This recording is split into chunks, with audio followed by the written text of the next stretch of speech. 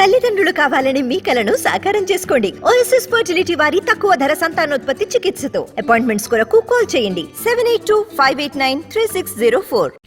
తెలంగాణలో త్వరలో బీసీ జనగణన ప్రారంభిస్తామని అన్నారు డిప్యూటీ సీఎం మల్లు భట్టి విక్రమార్క. దేశ రాష్ట్ర సంపద సమానంగా పంచాలి అంటే జనగణన అవసరమని అన్నారు. బీసీ జనగణనకు కావాల్సిన కసరత్తు చేస్తున్నామని చెప్పారు భట్టి. జరగాలని చెప్పి చాలా స్పష్టంగా చెప్పాడు. బీసీ జనగణన జరగాలి.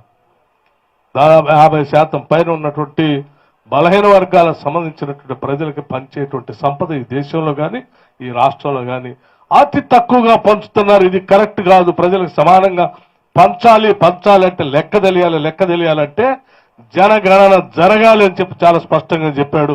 తెలంగాణ రాష్ట్రంలో కాంగ్రెస్ పార్టీ వస్తే మొట్టమొదటిగా ఈ రాష్ట్రంలో నుంచి బీసీ జనగణన చేపిస్తామని ఆయన పబ్లిక్ గా అనేక సందర్భాల్లో చెప్పిన మాటని ఈరోజు ఇందిరమ్మ రాజ్యం కాంగ్రెస్ ప్రభుత్వం ఆలోచన చేస్తాం.